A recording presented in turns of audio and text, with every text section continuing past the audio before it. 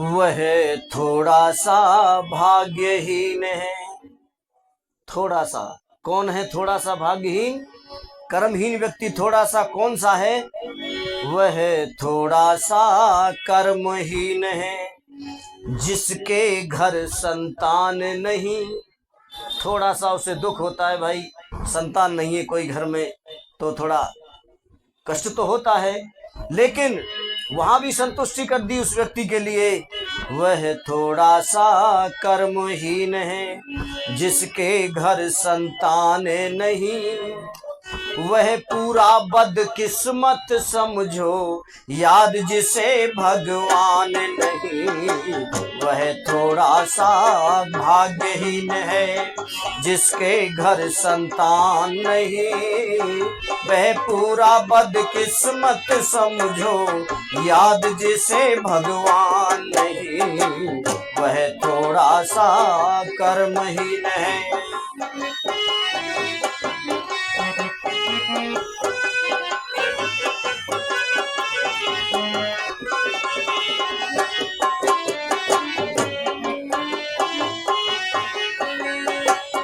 नालायक संतान से तो, कितनी बढ़िया बात कही आगे, नालायक संतान से तो अच्छा है बे औलाद रहे। नालायक संतान से तो अच्छा है बे औलाद रहे। महल से झोंपड़ी अच्छी है, जो सुख से आबाद रहे। महल से झोंपड़ी अच्छी है, जो सुख से आबाद रहे।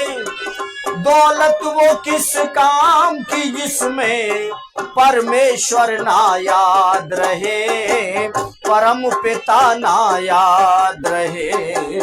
बंदा वह क्या बंदा है, काहे का वो धनी है, जिसको निर्धन का कोई ध्यान नहीं। वह पूरा बदकिस्मत समझो, याद जिसे भगवान नहीं। वह थोड़ा सा भाग्यहीन है।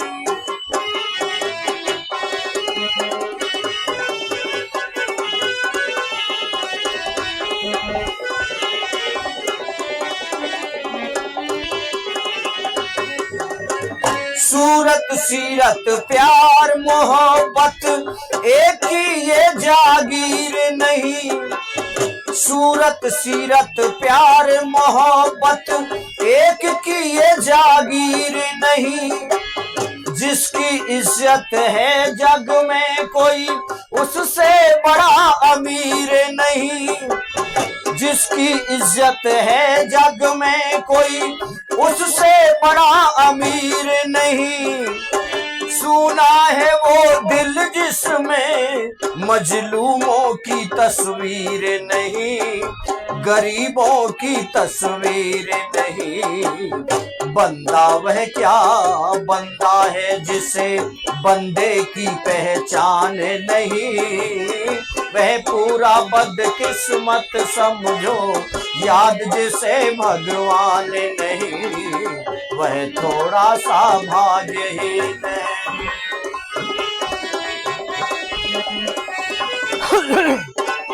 बहुत अच्छे।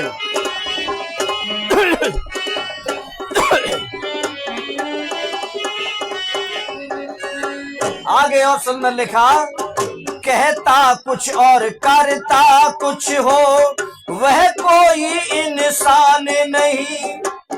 अभी कुछ और थोड़ी देर के बाद कुछ और शाम को कुछ। जो पल पल पर गिरगिट की तरह रंग बदलता है, वो कोई इंसान नहीं होता, वो कोई मानव नहीं होता। कहता कुछ और करता कुछ हो, वो कोई इंसान नहीं। बेजुबान वो पशु है, जिस बंदे की कोई जुबान नहीं। बेजुबान वो पशु है, जिस बंदे की कोई जुबान नहीं। आदमी वो बेजान है, जिसकी किसी बात में जाने नहीं, बातों में कोई जाने नहीं। कहते हैं अरे यार वो भी कोई आदमी है, उसकी बात में क्या दम है। तो सचमुच उसका जीना बिल्कुल बेकार।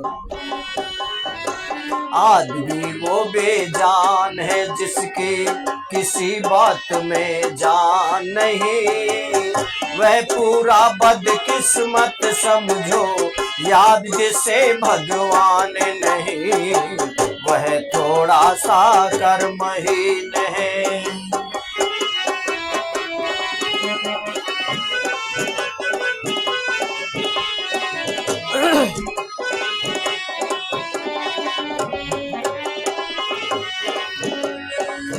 और अंतिम लाइन में कवि ने बहुत सुंदर लिखा है, जिसके पास महल और बच्चे, बड़ा बड़ा अभिमान हो जाता है मेरे घर में 10-12 बच्चे हैं और बड़े तगड़े तगड़े हैं जी, बड़ा अभिमान है, बड़ा घमंड है, वह किधर को भी जिधर निकल जाएंगे एक तरफ से सबको पीट करके आ जाएंगे। बहुत ताकत है मेरे बच्चों में, बड़ा अभिमान है, बड़ा घमंड है। जिसके पास महल और बच्चे, दौलत ये सामान नहीं, दौलत वो सामान नहीं।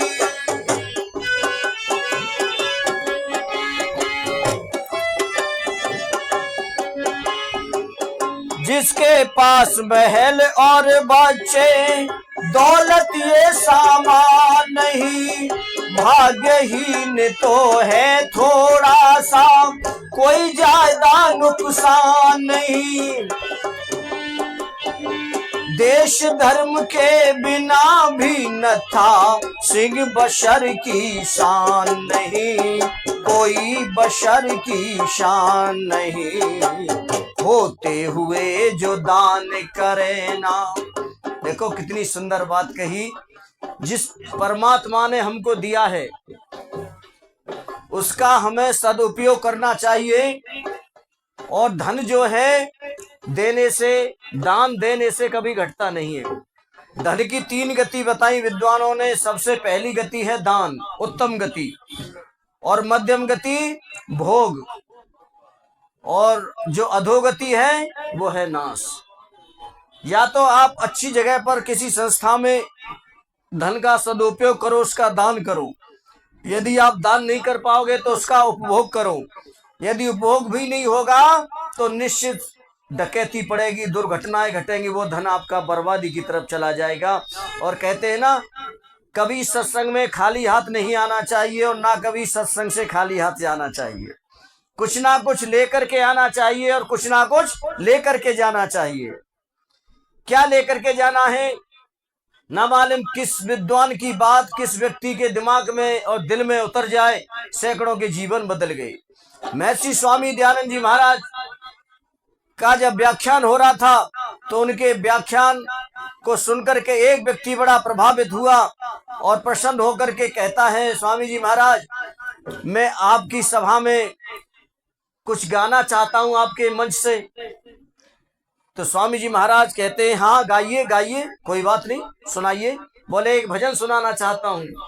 स्वामी जी ने भजन सुनाने के लिए उस व्यक्ति के लिए जब कहा तो एकदम से उस व्यक्ति ने भजन जब सुनाया तो लोगों में चर्चा होने लगी। जब कानाफूसी होने लगी तो स्वामी जी कहते हैं, भाई क्या बात है, कैसे आप उसमें घुसर पुसर कर रहे हो। तो स्वामी जी के पास आकर के एक व्यक्ति ने कहा, महाराज आपने ऐसे पतित व्यक्ति को मंच पर चढ़ा लिया, ये तो बहुत गिरा हुआ व्यक्ति है जिसने अपनी घरवाली को छोड़ दिया है, जो दिन रात शराब पीता है, मांसाहारी है, व्यभिचारी है, दुराचारी है। ऐसे दुष्ट व्यक्ति को आपने मंच पर बुला करके गाना गवाया ऐसे व्यक्ति से। कोई बात नहीं, कोई बात नहीं। जब अगला दिन हुआ तो अगले दिन भी वही व्यक्ति आया, उसने कहा, स्वामी जी महाराज मैं गाना चाहता हूँ। हाँ हाँ गाइए, कोई बात नहीं, गाइए। फिर दोबारा से स्वामी जी ने उसको गवाना शुरू कर दिया मंच पर। ताली पिटकी गाते बहुत सुंदर थे, जिनका नाम था अमीचंद। अमीचंद बहुत सुंदर गाते थे। बस अमीचंद जब गा करके लौटे तो स्वामी जी महाराज ने एक बात कही थी और पीठ पर हाथ रख कर कहा, अमीचंद हो तो तुम हीरे, लेकिन कीचड़ में पड़े हो। इतना ही कहना था। बस सज्जनों, अमीचंद का जीवन बदल गया।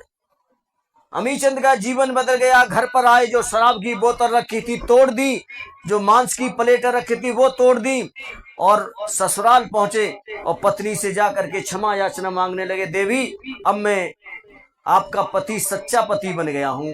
अब मैंने सारी बीमारियां त्याग दी हैं, अब चलो अपने घर चलो। तो ये था, कौन था, न मालूम किस विद्वान की कोई बात कब कहां दिलो दिमाग में उतर जाए। तो इसलिए कभी खाली हाथ नहीं सत्संग से वापस जाना चाहिए, कुछ ना कुछ लेकर के जाना चाहिए। हमारी बात कोई आपको अच्छी लग जाए, ये बिटिया है इसकी बात अच्छी लग जाए, विजयपाल शास्त्री जी है उनकी बात अच्छी लग जाए, न मालूम किस विद्वान की बात अच्छी लग जाए। तमाम साधु सन्यासी यहाँ पर आए हैं और उनकी बात को गांठ में बांधो, जानो और फिर उसके बाद मानो। ये नहीं कि पहले मान लो, पहले मत मानो, पहले जानो ये क्या बात है, ये सही है या गलत है, और उसके बाद में मानो। और निवेदन किया है कवि ने कि जिसके पास धन होता है वो धन का सदुपयोग करे, और जो व्यक्ति धन का सदुपयोग करना जानते हैं, परमात्मा उनके धन में दिन रात वृद्धि करता है। कहते ना, पुण्य की जड़ पाताल में, पुण्य की जड़ पाताल में। धन देने से, दान करने से बहुत बड़ा पुण्य होता है। पुण्य की जड़ पाताल में, नहीं तो फिर अस्पताल में बीमारी लगेगी। इसलिए अच्छी जगह पर उस धन का सदुपयोग करिए, आपको धन में ईश्वर वृद्धि करेगा। और हम जब परमात्मा की कृपा के पात्र बनना चाहते हैं तो हम दूसरे व्यक्ति की मदद करना सीखें, दूसरे व्यक्ति की रक्षा करना सीखें, उसकी इमदाद करना सीखें। सचमुच हमको परमपिता परमेश्वर की कृपा मिल जाएगी।